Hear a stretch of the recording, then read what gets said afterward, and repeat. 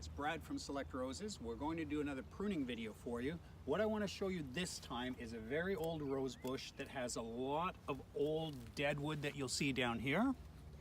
It also has some moss growing on the canes. You see loads of deadwood coming in here.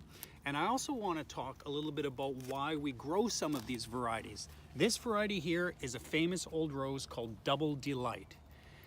And compared to the new varieties, it might not be quite as vigorous. It sometimes gets a little disease, but when you see how extraordinarily beautiful the blooms are, and more importantly, the fragrance, it has a mind-blowing fragrance, one of the most fragrant roses that I've ever smelled in my life.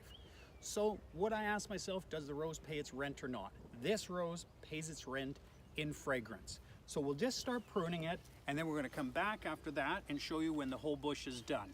So remember, I'm starting pruning out any of the deadwood from the middle of the plant. Anything that I see broken comes out right away, just like that. And when I'm cutting into the stems, I'm also looking to make sure the wood is white inside. If it's brown inside, that means it still has some winter kill. So we will continue along here. I'll finish pruning the bush. We'll come back when she's ready for a close-up. Okay. Hi everybody. We're back looking at that old plant of Double Delight. A couple things I wanted to tell you.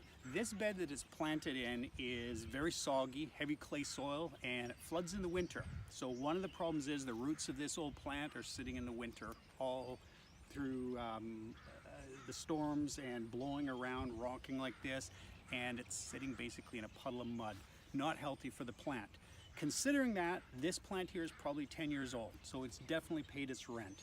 I noticed that the variety doesn't like to be hard pruned, so I leave a lot of wood on the plant as long as it's reasonably healthy. I want to get another few good years out of it and enjoy the blooms. There is some deadwood left right in there, and that is the last shoots that I want to show you that we'll take out. Dry bits like this don't supply any nutrients to the plant at all, so we want to cut those dry bits out. We'll cut that one out there. We have another one here. This one here we're going to cut out, and then what I look at is this cane is in not too bad a condition. It has healthy wood above it, so we'll leave this here, but I think we'll thin this one out just because the plant can only support so much wood. That looks pretty good.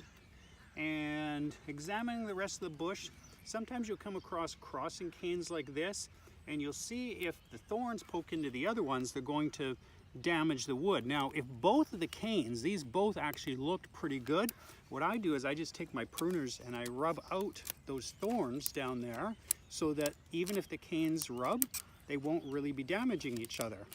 So we haven't removed the cane, but we've removed the thorns, and that way we'll allow these to bloom this year, and we'll have a lot of nice fragrant roses of Double Delight.